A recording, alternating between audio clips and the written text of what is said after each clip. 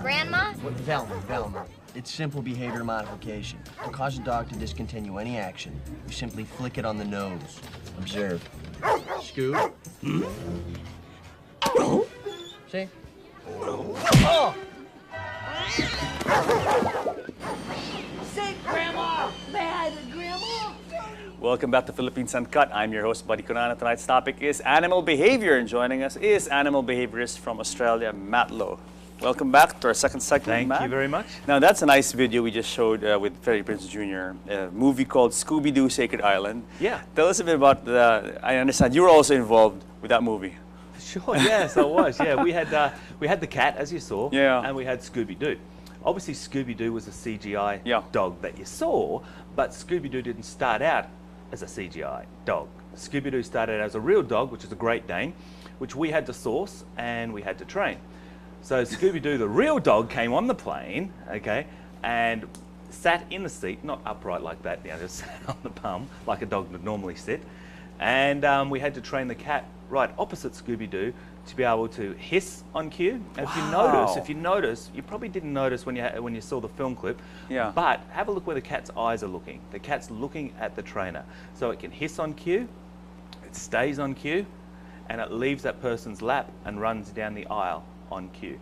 When I say on cue, these are cues mean I'm telling you to sit, I'm telling you to hiss, I'm telling you to come here now, okay? Obviously these are all hand cues because we can't verbalize it because we're on set. Yeah. So that took a little while to train because cats generally are a little more scared around lots of people than what dogs are. Yeah. So it was a little bit more challenging, but as I said earlier on in the last segment was that the training principles were the same, the application was a little bit different. Yeah. But you can see the end result, it worked out just fine. No, I mean, it's seamless. It was it was great. It looked like it was all spontaneous. Yeah, and I think we got that in about 4 takes. Wow, Yeah. amazing. Okay, let's talk about training cats because first segment before we stop for a break, you said that you wouldn't agree with that saying that cats are more difficult to train than dogs. Yeah. Now, from people who know animals in a little way, like me and probably a lot of people watching now, they would probably think, why would you say that? I mean, anyone who's had a cat in the house would say that, this animal is is really, very difficult to, it's almost impossible to get a cat to do something you want to do. Whereas a dog, you give me a dog, I can probably have that dog, shaking, Yeah. maybe within, a couple of minutes maybe, or even 30 minutes, Sure. Yeah. Sure. So why would you say it's actually easier, or it's not necessarily true, it's harder to train a cat than a dog? Well, because cats respond to stimuli. Yeah. The same as any animal. Yeah. Okay? It's just the way you approach them. The way you will approach a dog will be that you'll be able to walk straight up to a dog and for a handshake, for example, and just grab its paw. Well, you can't really do that with a cat because a cat will pull away. A cat will need to want to come to you. Yeah. Okay? Yeah. So the way you can do that is through the means of positive reinforcement. Okay? Positive reinforcement means basically I present a stimulus, something you want, and you get a positive reinforcement. So again, with the same principle as the dolphin, going to touch the nose of the dolphin, you go to touch the foot of the dolphin or the paw, I'm sorry, not the dolphin, the cat we're talking about. Yeah. The foot of the cat, and you give the cat a reward. Sure. Give the cat a reward. Give the cat a reward. So as you go to touch the foot, the animal knows foot means reward. Now what I can do is I can say, I'm not touching your foot. I might actually have my hand that much further away from the foot. Yeah. And the cat will say, well, why aren't I getting a reward? It'll make a movement to your hand. Yeah. That's what your reward. Which species is smarter, dogs or cats? Gee whiz, I'd have to say cats. Really? I'd have to say wow. cats. Cats are very smart because there's a long pause there, huh? I had to think about it. I had to think about it because some Yeah. dogs are very clever. Yeah. But as a general rule of thumb, cats are smarter. Cats get to do what they want, and they dig their toes in, and people give up. Yeah. Is it true that you have to fight for a cat's affection? Like they don't submit as easily as dogs do? Because dogs are easy. I mean, Yeah, you dogs get are home, easy, they yeah. jump on you. You do it once, twice with some treats. They're there. They're on you. But cats, Is that true that you have to It's fight not for it? entirely true because, Yeah. you know, let me give you an example. There are some times when you come home and you sit on your chair Yeah. and the cat jumps up and sits on your lap and starts getting comfortable. You're not And stays there for a long time. Stays there for a Yeah. long time. You're not Yeah. fighting for the cat's attention. But if a cat doesn't want your attention, There you go. it's difficult. Whereas a dog, it'll want your attention all the time. But when the cat doesn't want your attention, you have to ask yourself the question, why doesn't it want the attention? Because you're trying to communicate with the cat like you communicate with the dog. It's not the same. Again, it comes back to understanding the language of each different species. Once you understand the language, the communication becomes easier. Yeah. Now, how do you understand their language? How do you get into the mind of a cat or a dog? How do you do it? Well, I mean, do you go back to what they are? I mean, what the species is really about? Like you said, cats are basically pride. I mean, they are descendants. They are cats. Yeah, yeah, and yeah. cats are by nature congregate in prides, basically. You know. Typically, so is that what you do? you have to with each particular species, be it birds, cats, dogs, dolphins, whatever it happens to be, you go back to how they communicate as a social order within their group. Understand the way they communicate from a language point of view, okay? Then you take that language and you speak the same language to the animal and you pair it with training techniques. One of the training techniques is also positive reinforcement, which I spoke about, Yeah. but it's not limited to that. But in order to get inside the animal's head, you have to know how they speak. So go back to the beginning. How do they live? How do they interact between other animals? Once you understand that, then you can adopt a methodology on communication. That's a lot of work, huh? I mean, It is a lot of work. It is, right? It is a lot of Yeah. work. Yes, Yeah. it is. But you know what? The end result is worth it. It's so exciting when you can see the penny drop. Like, imagine you're trying to talk to an animal. You don't understand what they're saying. It doesn't understand what you're saying. But then there's a breakthrough. And once they understand and that penny drops, they want to learn. And you just go from good to better to great. And then you can see the end result. Wow, They're wow. happy. You're happy. It's very, very satisfying. Bravo. And it's precisely this communication disconnect between your pet, whether it's a dog or a cat, and the owner, is what's the cause of misbehavior Of course. in the house, which is a great cause of strain and stress for many pet owners. Oh, for many pet owners Yeah. and the animals as well. You never have a bad animal. What it comes down to is basically a for lack of better words, it's an ignorant owner. They don't know. They just treat their pets like they treat people. They expect their pets to understand human language, and when they don't, they get frustrated. So what's their response to frustration? The animal, it's confused, doesn't know what to do. So what is its response? It shuts down or starts doing what they call adversive behavior, like barking or biting. Becoming or destructive chewing. or things like that. And these are all stress-related behaviors. Yeah. And it's all got to do with it.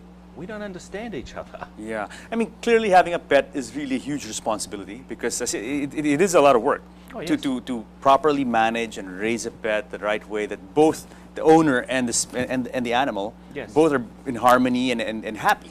Yes. It takes a lot of work. What are the common mistakes? You mentioned that a lot of people treat their dogs like they do treat children or treat people, and I guess it is a common problem, a common mistake of pet owners. Sure, so yeah. should you treat them like animals? Is that it? I mean, like a beast, basically. Because Yeah. like a person, you can reason with maybe, using your own language. But how would you discipline an animal? Well, Corporal punishment?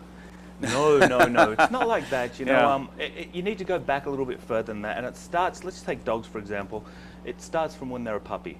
They need to get the proper socialization and exposure. They need to associate with other dogs. They need to be able to learn to read body language. Who's dominant, who's submissive, who's in the middle, what's good, what's bad. They need to go to the shops. They need to see cars. They need to be around lots of people so that they understand what is a threat, what's not a threat. If you do that in the early stages of their puppyhood, okay, as they get older, you're going to have a far better dog. In the early stages, the way people should be communicating with their dog is they should be, I guess you'd call it a leader, a pack leader. Now, a pack leader is not somebody who dominates dogs, who is aggressive towards dogs, for Yeah. example, using the dog example. Yeah. It's somebody who can lead a pack. It's somebody who the dogs look to and say, this is the leader. The alpha. The alpha, yeah. And that's not, when you say alpha, it shouldn't be in a derogatory or negative way. It's in a positive way. I'm going to look after my pack. Yeah. When dogs don't feel that they've got one, it's innate in them to step up and be that. Yeah. So from when dogs are a puppy, it's important that you teach them how to eat. For example, they don't eat until you tell them to eat. That they walk properly on their lead. They sit, they stay, they come, they go. If there's something there, you say leave it. These are all little psychological tactics which puts you in a position of authority. Yeah. No. So in people's terms, when people say authority or you try to be the boss, it conjures up some sort of bad association, or people Yeah. feel a little bit tense with it. But in the animal world, it's not like that at all. They don't have egos.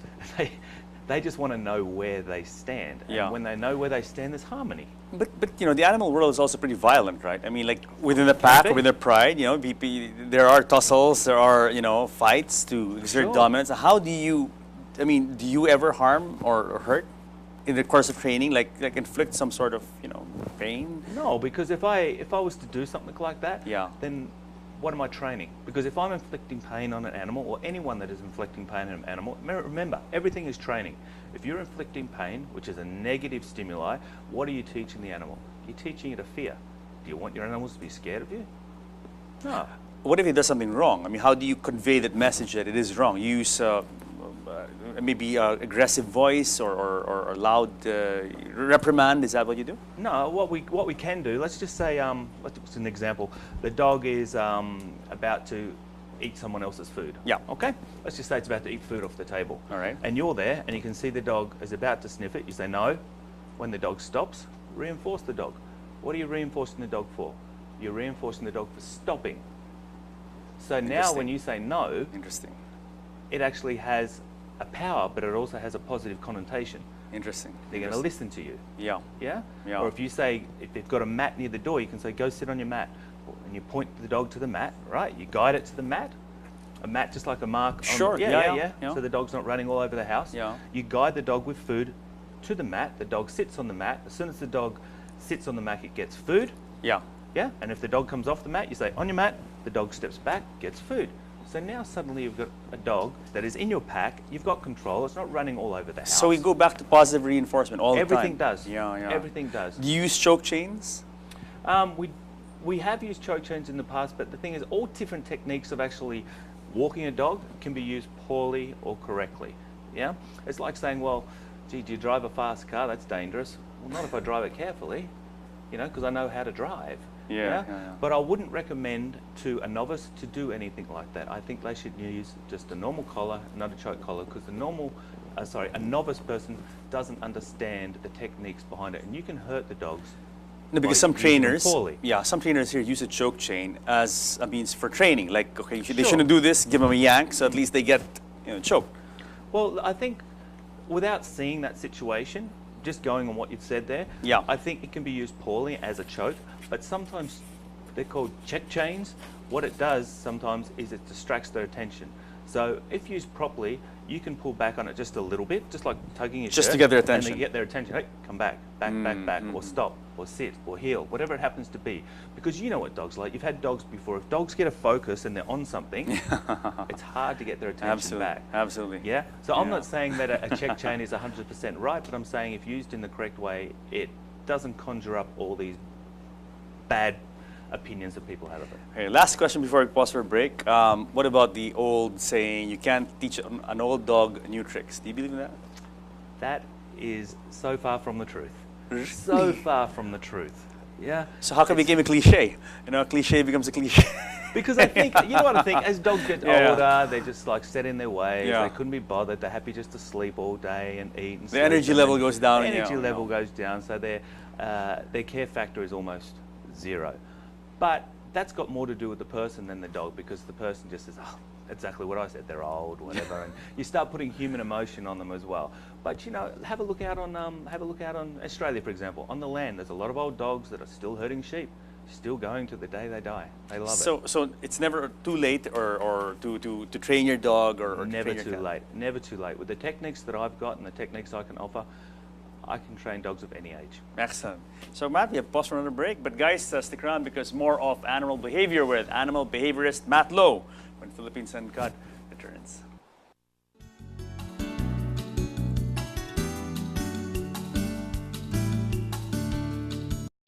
simply flick it on the nose.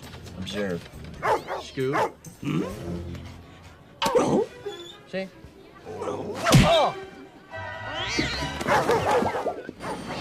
Say, Grandma! Bad, Grandma! Welcome back to Philippines Uncut. I'm your host, Buddy Conana. Tonight's topic is animal behavior, and joining us is animal behaviorist from Australia, Matt Lowe. Welcome back to our second segment, Thank Matt. you very much. Now, that's a nice video we just showed with Freddie Prinze Jr., a movie called Scooby-Doo Sacred Island. Yeah. Tell us a bit about I understand you were also involved with that movie. Sure, yes, I was. Yeah, we had the cat, as you saw, Yeah. and we had Scooby-Doo. Obviously, Scooby-Doo was a CGI Yeah. dog that you saw, but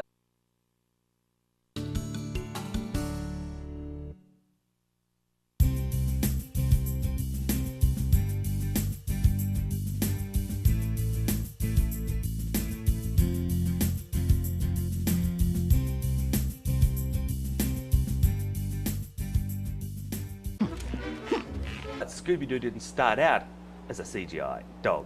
Scooby-Doo started as a real dog, which is a Great Dane, which we had to source and we had to train. So Scooby-Doo, the real dog, came on the plane, okay, and sat in the seat, not upright like that, just sat on the bum like a dog would normally sit. And we had to train the cat right opposite Scooby-Doo to be able.